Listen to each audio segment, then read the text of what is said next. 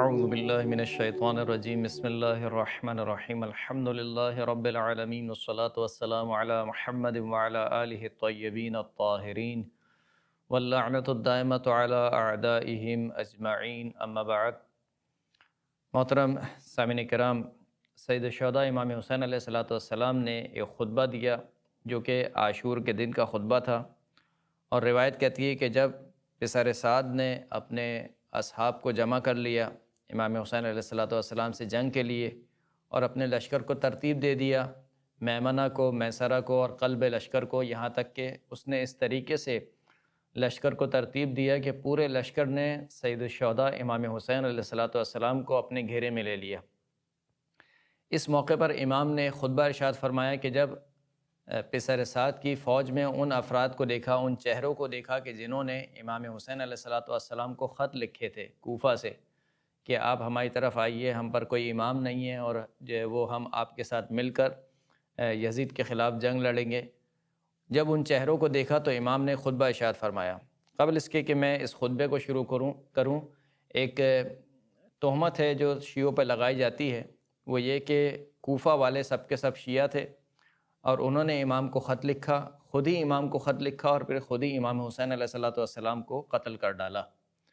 تو عرض خدمت یہ ہے کہ کوفہ والے سب کے سب شیعہ نہیں تھے، اور خط لکھنے والے بھی سب کے سب شیعہ نہیں تھے۔ ان میں خالص مخلص شیعہ بھی تھے، ان میں عام عوام بھی تھی، اور ان میں کچھ منافقین بھی تھے جو در حقیقت اہل شام اور شام کی حکومت کے طرفدار تھے، لیکن منافقانہ رویہ اختیار کرتے ہوئے انہوں نے خط لکھا۔ اس میں سر فہرست جو نام آتا ہے وہ شبز بن ربیع کا آتا ہے، شبز بن ربیع کی، جس کی عداوت علی اور آل علی سے چھپی ہوئی نہیں ہے۔ اس شخص نے بھی جو آخری خط لکھا وہ امام حسین علیہ السلام کو شبز بن ربیع نے لکھا کہ درخت کے پتے جو ہے وہ سبز ہو چکے ہیں، اور آپ جو ہے وہ آ جائیں، اور لشکر جو ہے بالکل آمادہ ہے۔ تو پہلی بات تو یہ، اور دوسری بات یہ کہ اکثر جو خالص افراد تھے، جو خالص شیعہ تھے، اس کو عبید اللہ ابن زیاد نے قید میں ڈال دیا تھا، جیسے کہ سلیمان بن سرد خزائی جو کہ مخلص شیعوں میں تھے، اور انہوں نے سب سے پہلا خط لکھا تھا امام حسین علیہ السلام کو کوفہ سے۔ تو اسی طریقے سے اور ان کے جو اصحاب تھے ان کو بھی عبید اللہ ابن زیاد نے قید میں ڈال دیا تھا۔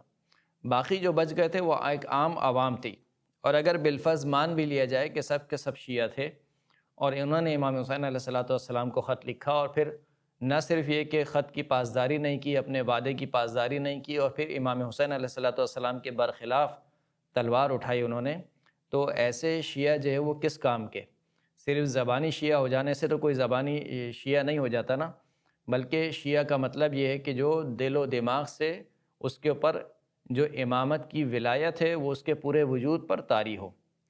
تو ایسے واقعات بہرحال خود مسلمانوں کے درمیان بھی آئے ہیں۔ خود قرآن مجید نے تذکرہ کیا ہے کہ کتنے مسلمان تھے کہ جو جنگ کے وقت رسول اللہ کو پیٹ دکھا کر بھاگ گئے تھے۔ تو کیا آپ اس کے متعلق یہ کہیں گے کہ یہ کیسے مسلمان تھے کہ خود رسول خدا کو چھوڑ کے بھاگ گئے تھے، جیسے کہ جنگ حنین کا تذکرہ خود قرآن مجید میں ہوا؟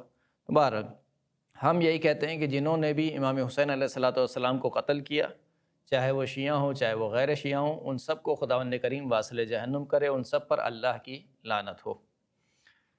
روایت کہتی ہے کہ جب لشکر نے امام حسین کو گھیر لیا تو امام حسین علیہ السلام نے ان کو مخاطب کر کے کہا کہ تم لوگ خاموش ہو جاؤ، ان سے کہا کہ خاموش ہو جاؤ، میری باتیں سنو۔ فَأَبَوْا أَن يَنصِتُوا، لیکن انہوں نے خاموش ہونا مناسب نہ سمجھا، یعنی سارا کا سارا لشکر شور مچانے لگا۔ حتیٰ قال لهم، یہاں تک کہ امام نے ان سے کہا کہ ویلکم ما علیکم ان تنصتوا الی فتسمعوا قولی، تمہیں کیا ہوا ہے کہ تم میری گفتگو سننے کو تیار نہیں ہو، خاموش نہیں ہوتے ہو کہ تم میری جو ہے وہ گفتگو کو سنو۔ وَإِنَّمَا أَدْعُوكُمْ إِلَى سَبِيلِ الرَّشَادِ، میں تمہیں ہدایت کے راستے کی طرف پکارتا ہوں۔ فَمَنْ أَطَاعَنِي كَانَ مِنَ المرشدین، پس جس شخص نے بھی میری اطاعت کی وہ ہدایت یافتہ ہوگا۔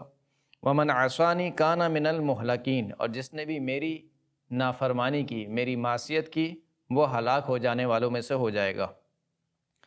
وَكُلُّكُمْ عَاصٍ لِعَمْرِهِ، اور تم سب کے سب میرے امر کی معصیت کر رہے ہو، نافرمانی کر رہے ہو۔ میں تم سے کہہ رہا ہوں خاموش ہو جاؤ، تم خاموش نہیں ہوتے ہو۔ غیر مستمعین قولی، تم میرے قول کو سننے کو تیار نہیں ہو۔ کیوں تم میرے قول کو سننے کو تیار نہیں ہو؟ میری گفتگو سننے کو تیار کیوں نہیں ہو؟ آخر عجیب سی بات ہے کہ رسول اللہ کا نواسہ یعنی امام حسین کی جو نسبت ہے رسول خدا سے، وہ ایسا نہیں کہ 3-4 نسلوں کے بعد مثال کے طور پر رسول خدا سے نسبت ملتی ہے، بلکہ رسول اللہ کے نواسے نہ صرف نواسے ہیں بلکہ مشہور ہے مسلمانوں کے درمیان کہ رسول اللہ نے حسن اور حسین کو اپنا بیٹا شمار کیا۔ تمہارے درمیان رسول اللہ کا نواسہ، رسول اللہ کا بیٹا کھڑا ہوا ہے، وہ تم سے کہہ رہا ہے کہ تم میری بات سنو، تم بات سننے کو تیار نہیں ہو۔ کیوں بات سننے کو تیار نہیں ہو؟ فقط ملئت بطونکم من الحرام، کیونکہ تمہارے شکم حرام سے بھر چکے ہیں۔ گویا یہاں پر اس بات کی طرف اشارہ ہے کہ جب انسان حرام کھانے کا عادی ہو جاتا ہے تو امام معصوم کی بات بھی اس کے دل پر اثر نہیں کرتی ہے، کہ ایک امام معصوم، ایک نواسہ رسول، رسول اللہ کا بیٹا کچھ کہنا چاہتا ہے اور لوگ اس کی بات سننے کو تیار نہیں ہیں۔ کس وجہ سے؟ کیونکہ ان کے پیٹ حرام سے بھر چکے ہیں۔ وَطُبِعَ عَلَىٰ قُلُوبِكُمْ، اور تمہارے دلوں پر مہر لگ چکی ہے، یعنی اب تم کچھ سمجھنے اور فکر کرنے کے قابل نہیں ہو۔ وَيْلَكُمْ أَلَا تُنصِتُونَ أَلَا تَسْمَعُونَ، وائے ہو تم پر، کیا تم خاموش نہیں ہو سکتے؟ کیا تم میری بات کو نہیں سن سکتے ہو؟ یعنی میرا اتنا تو حق بنتا ہے، اگر تم میرے قتل کے بھی در پہ ہو تو کم از کم قتل سے پہلے کیا میرا اتنا حق نہیں بنتا کہ تم میری بات سنو؟ تم میری بات سننے کو تیار نہیں ہو۔ جب یہاں تک امام کا خطبہ پہنچا تو روایت کہتی کہ فَتَلَاوَمَ أَصْحَابُ عُمَرَ بْنَ سَعْدٍ بَيْنَهُمْ وَقَالُوا أَنصِتُوا لَهُ، جب یہاں تک امام کا خطبہ پہنچا تو پسر سعد کے جو لشکر کے افراد تھے وہ ایک دوسرے پر ملامت کرنے لگے اور کہنے لگے کہ تم امام حسین علیہ الصلوۃ والسلام کی بات کو سنو، سب کے سب خاموش ہو جاؤ۔ تو یہاں تک کہ خطبے میں امام نے جس بات کی طرف اشارہ کیا وہ یہی بات تھی کہ دیکھو، جب انسان کے اوپر حرام اثر انداز ہو جائے، ایک دفعہ انسان حرام کھاتا ہے، یہ سمجھتا ہے کہ میں نے ایک گناہ کر لیا، لیکن یہ فقط گناہ نہیں ہے بلکہ ہر حرام کی ایک تاثیر ہے انسان کے بدن میں، انسان کے جسم میں۔ انسان گانا سنتا ہے، انسان مثال کے طور پر نامحرم کو دیکھتا ہے، انسان جھوٹ بولتا ہے، ہر گناہ جو انسان انجام دیتا ہے اس کے اگینسٹ میں ایک تاثیر ہے جو انسان کے بدن پر، انسان کے جسم پر رونما ہوتی ہے۔